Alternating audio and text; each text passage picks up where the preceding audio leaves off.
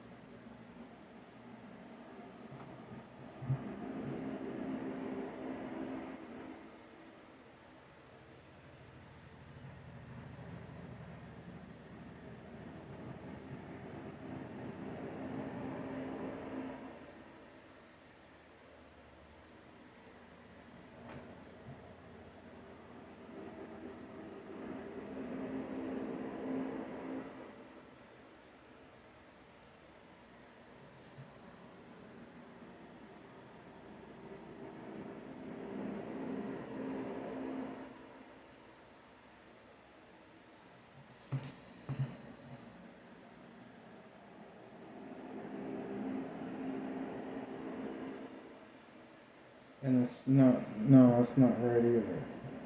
So,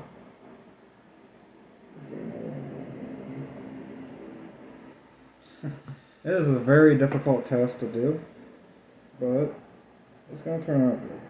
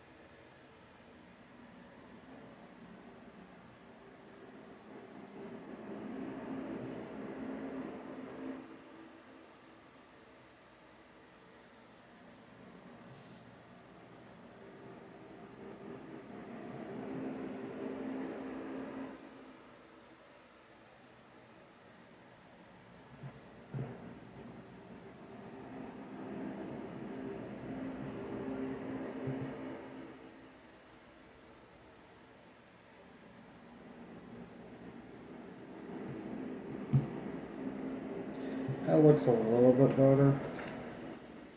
It's not lined up perfectly. No, it's practically perfect. The vantage point, though, could have been tilted a little bit more, but I like it. It should have been more tilted this way, but it works for the time being. So I'm going to work on his, well, that'd be his right arm. That'd be underneath of his cheek. His right cheek.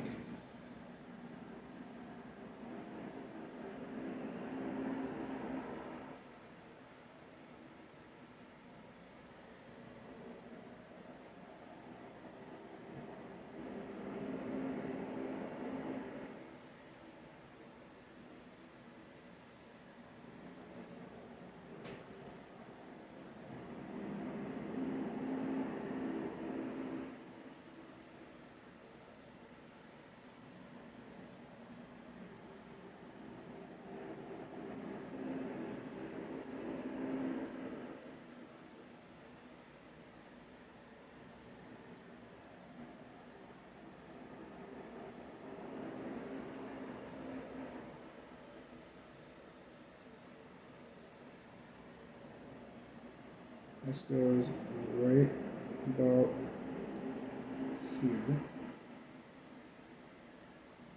Make sure this is recording. Alright. Alright, this is actually off. I just noticed this right off the bat. This is way off. Still the right area that I was supposed to land.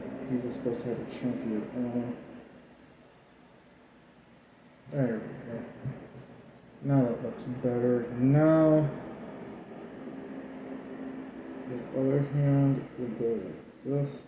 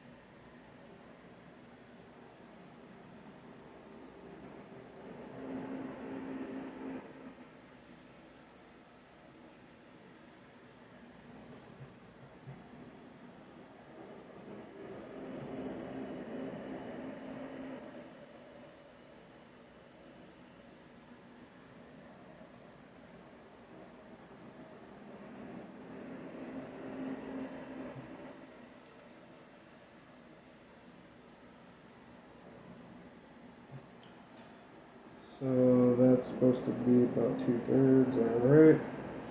Starting to look really, really good. I'm liking this. So, now,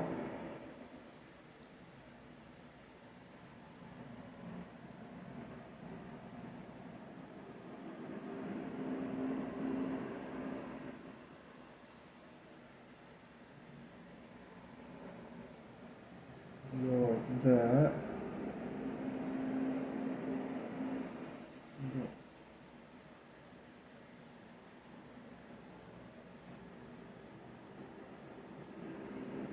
About right there.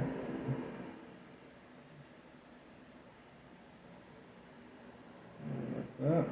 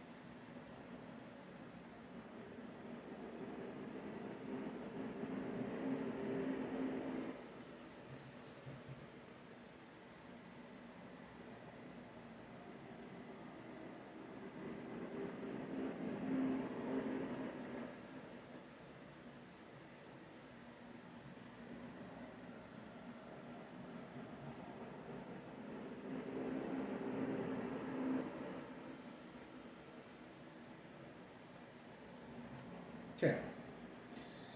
Perfect.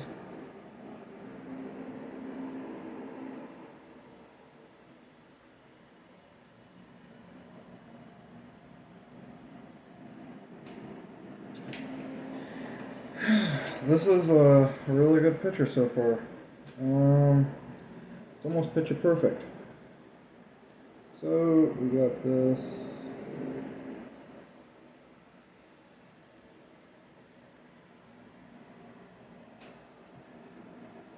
Here. And this.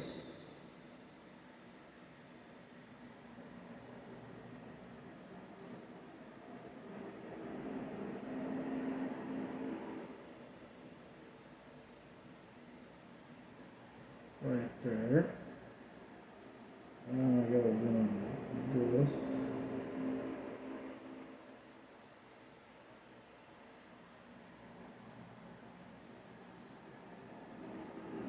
Like that.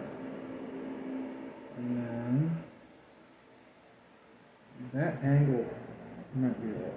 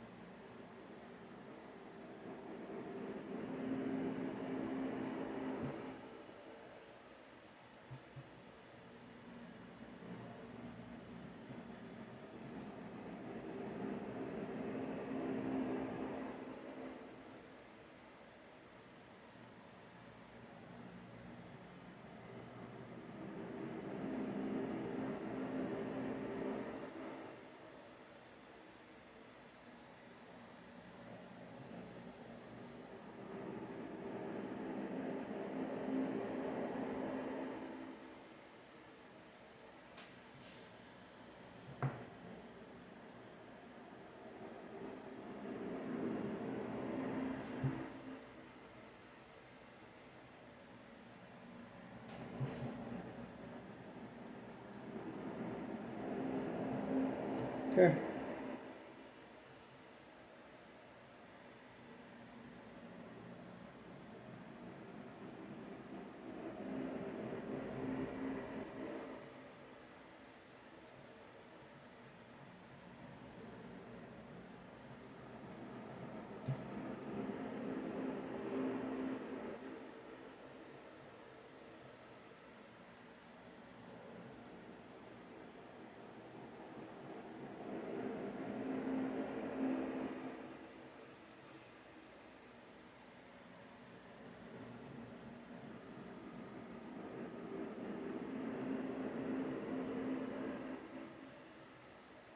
Done. Oh, wait, nope, not done. Almost done. Okay.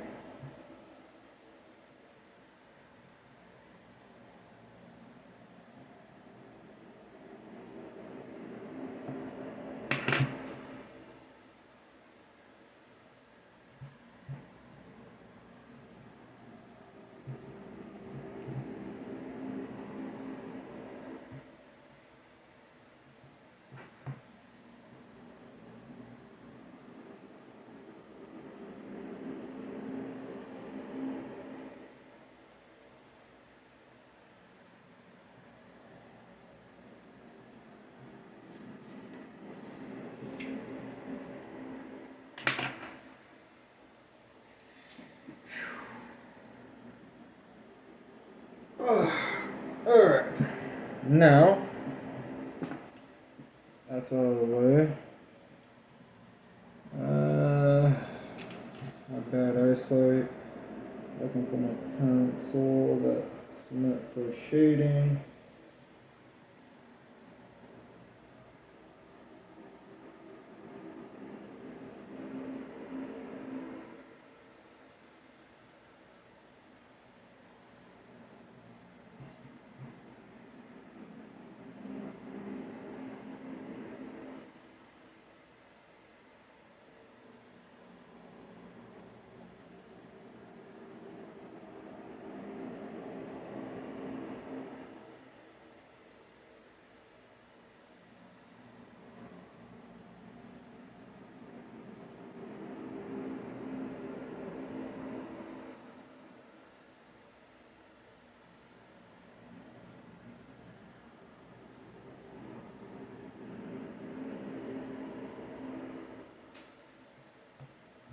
Okay.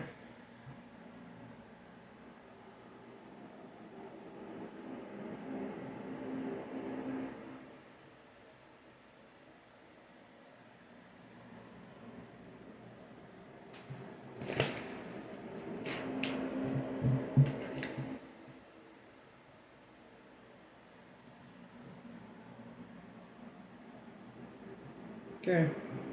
There's that.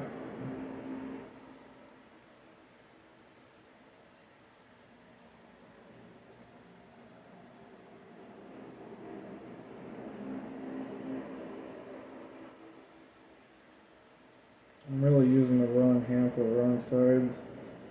See, sketching, since you're using graphite, a lot of it can be smeared, and it's not a good sign when you start smearing your own picture, especially when you're getting into hours upon hours of work. So being ambidextrous and being really skillful at sketches is very, very like a necessity.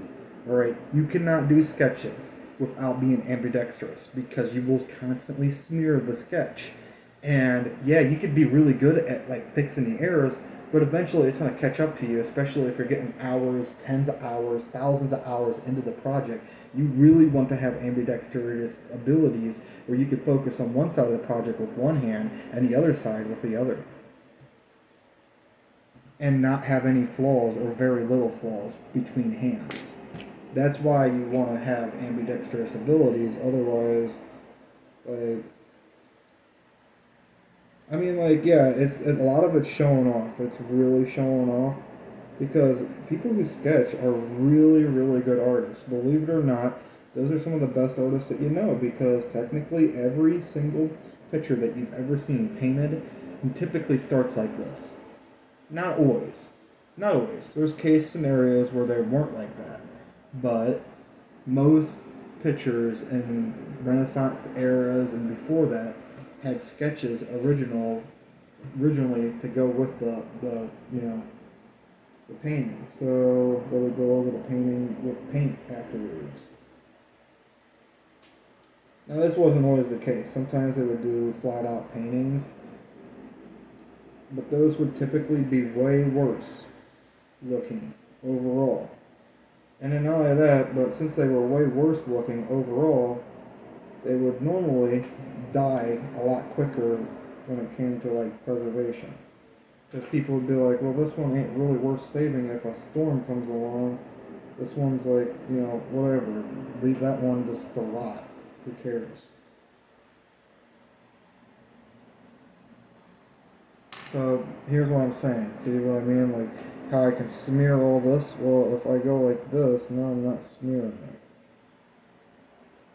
Now I'm avoiding all that stuff that I was touching. I need to really start practicing this more because believe it or not, it doesn't take a whole lot to start smearing charcoal, especially charcoal. And also graphite is the same way. Certain types of graphites are very prone to this. Where like sometimes it takes a lot more rubbing, but eventually you'll end up start smearing it. So yeah. See how I swapped my hand now to prevent that? That's because, I don't want, all my freaking progress to go down the drain. But this is not even nothing in comparison to what I could be doing. Since I do have ambidextrous abilities, it's not perfection. Of course not. Look at the baby steps that I'm taking though. This is baby steps, and most people can't even do this. Alright, so if you want to know the baby steps to get to this point, here's how I recommend doing it. Alright, so if you haven't mastered your first hand, you're never going to do this at all. Just don't even bother. First, master your first hand.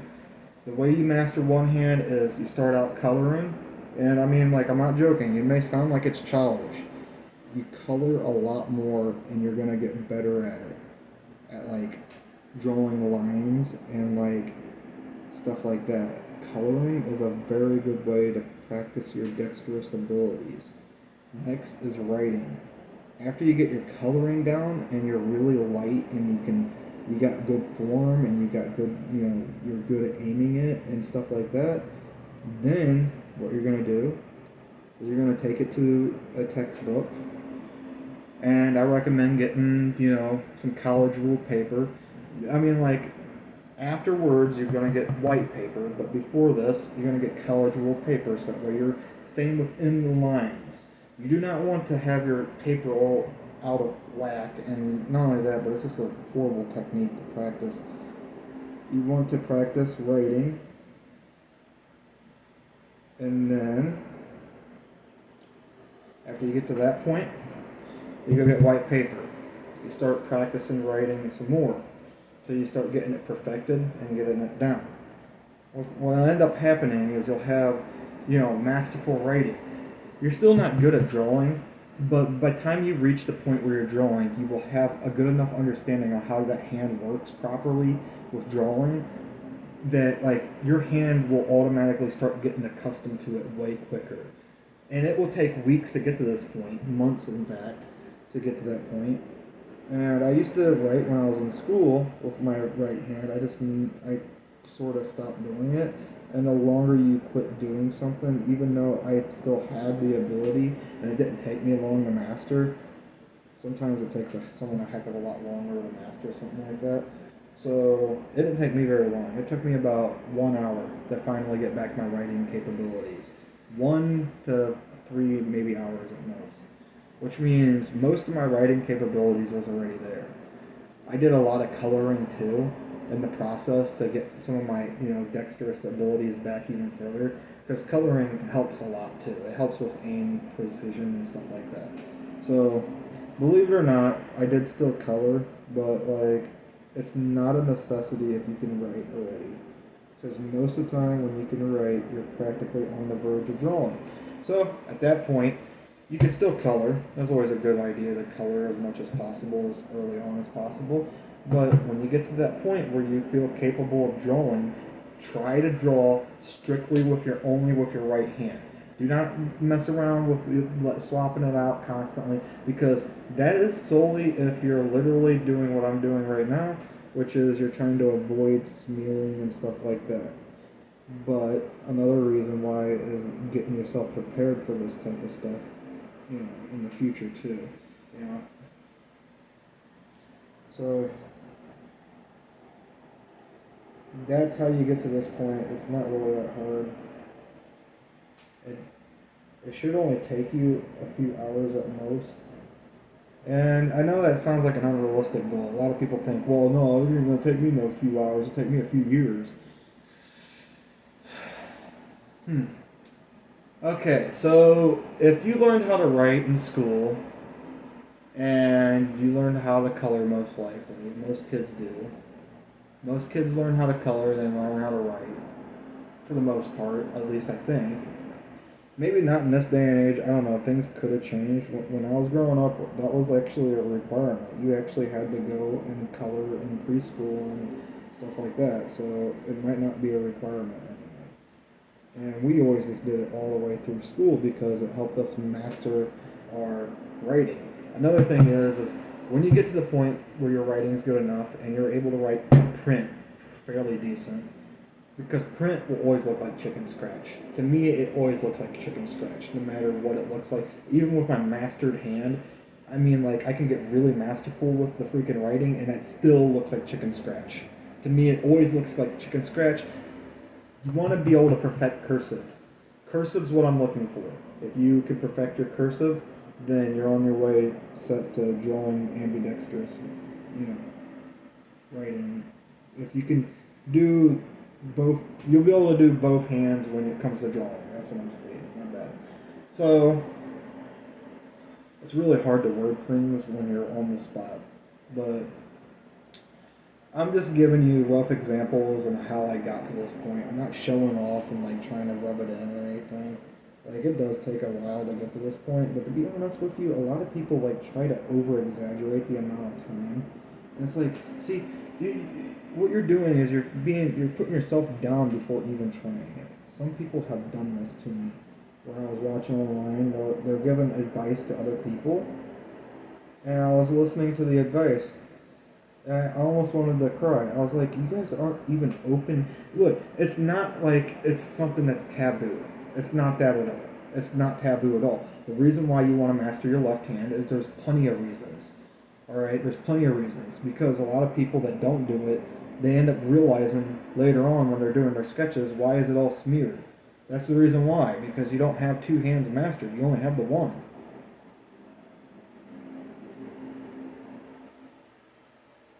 And then they turn themselves into a Debbie Downer when they got to go master their other hand. They're like, it took me all that time. Well, to be honest with you, if you spent all that time with the one hand, the reason why doing the other hand is 10 times quicker.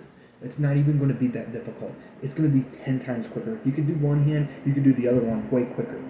Because you already got you got the rhythmic ways of doing it down. That's all it takes. A few hours.